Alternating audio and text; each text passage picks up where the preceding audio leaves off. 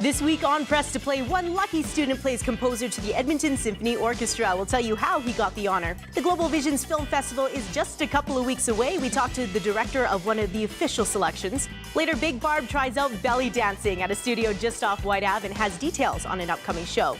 And our review on Identity Thief, starring Jason Bateman and Melissa McCarthy. We'll see how many stars our pop culture nut Lee Conrad gives it.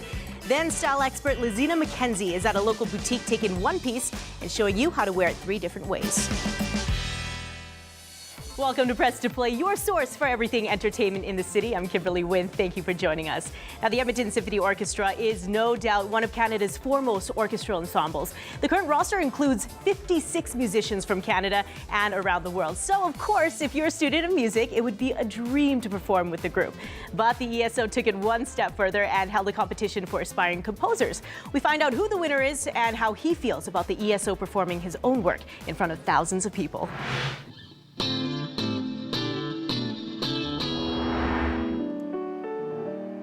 Hi, fellas. Daniel? Yeah. Hey, Alan. Hi. Nice to meet you. Nice to meet you. Edmonton's Daniel Belland is not an average music student. As a 20-year-old classical musician, his original score was recently performed by the Winnipeg Symphony, part of a prize for being a winner of the 2012 Edmonton Symphony Orchestra's Young Composer Project. I mean, I'll hear melodies and write them down just wherever I am, but figuring out the actual structure of the piece and the actual harmony of the piece, I usually figure out at the piano. Working here with MacEwan Music Department Chair Alan Gilliland, Daniel spent much time learning to write symphonic scores with ESO resident composer Robert Rival. Well, I was writing for 18 separate parts. I mean, there's more musicians playing it, but 18 parts. So there's just a lot more to think about because you want to think about the form and the actual piece itself, but then you have all the work of writing a part for every instrument.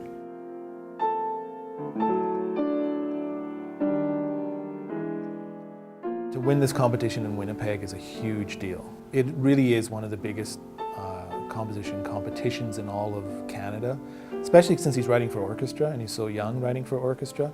And learn about orchestration and how to use the different instruments and how to use them in ways that complement each other. And then he helped me also on the technical side of actually creating all the parts.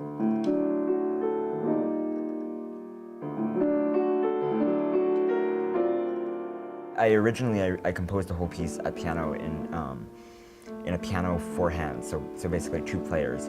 But then from there I expanded it into the full orchestra, and actually so there isn't a piano anymore.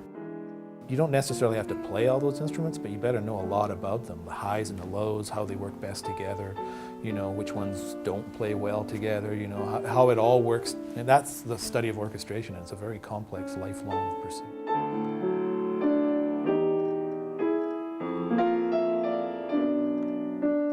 You can make a lot of money doing a whole variety of different things, and like I said, the more variety he's got, the more he can do. So it could be one day he could be writing, you know, a pops chart for somebody who's going to sing with a symphony orchestra. The next minute he could be doing a film score. Another day he could be doing a big band chart, some choir music, writing for wind band. I mean, there's tons of opportunities.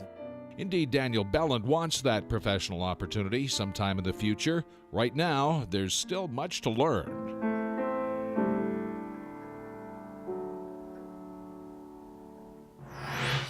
And some more Canadian talent coming your way. Electronic music group Dragonette is currently on tour for their latest album, Body Parts. Now that includes their biggest hits from the past year, Live in This City and Let It Go. By the way, if you didn't already know, lead singer Martina and her bassist Dan are married. So we caught up with them over at the Starlight Room and asked how their relationship endures on the road. I started up, turned it over like a General Motor.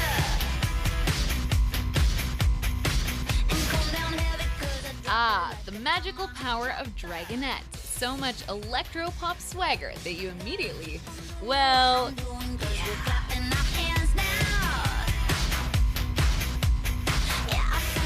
in Live in the City, there's a lot of hot babes ripping off their clothes. Tell us about that. What was the inspiration behind that? I just thought the imagery was hilarious of like basically walking down the street and you're so badass that like that everybody just turns into a hot slut because as you walk by. It's the magic power of Dragonette. You shouldn't stand around us too long. You can't imagine what'll You'll happen. see tearing your clothes. I just thought it was a hilarious image. The Canadian Gut Punch pop trio, originally from Toronto, is made up of singer-songwriter Martina Sorbera, drummer Joel Stufer, and man of many hats Dan Kurtz, who is the band's bassist, guitarist, keyboardist, backup vocalist, and Sorbera's husband. You gotta wonder how that is anyways. It's mostly awesome. Mostly awesome, sometimes worse than you could imagine. No, you know what? No, the reason why is because you actually, like, there's always this fantasy of like, when things go really bad, you can be like, I quit, and you can just leave the band, or like storm away and call your girlfriend and be like, these guys in my band are total jerks. Whereas in this case, it's like, the person who's a total jerk is my wife, and I have no one left to call.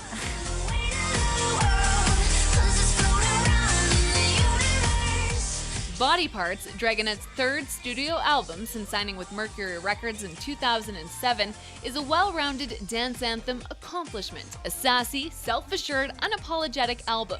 The album of a band that's reached their prime and knows it. I love the name Body Parts. It's simple, it's memorable. Where'd you guys come up with it? There are lots of fun body parts, and we actually had started writing a song that had that the lyric was, you always get the two of hearts when you put together all of our body parts. Wasn't that the lyric? And it seemed like it was actually a really kind of a cute little love song. I just thought of it like more lovey and positive.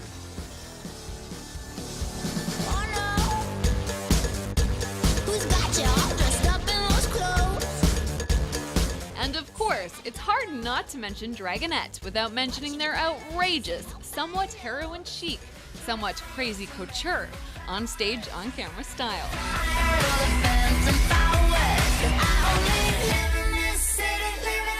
In Live in This City, you guys all have the Canadian tuxedos, you're wearing the full jean outfits. How much time and energy goes into the look of the band? One of the things I think we've come to learn is the less like styling is really, really intentional, the more comfortable we are in playing whatever role we're supposed to play.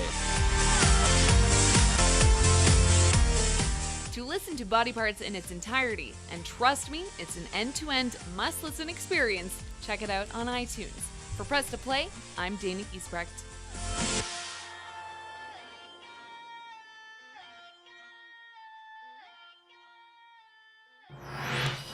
Thanks, Dana. Such a cute couple. Coming up after the break, Cheryl Tasascu has an inside look on the Global Visions Film Festival, about to hit Edmonton in just a couple of weeks. Stay tuned.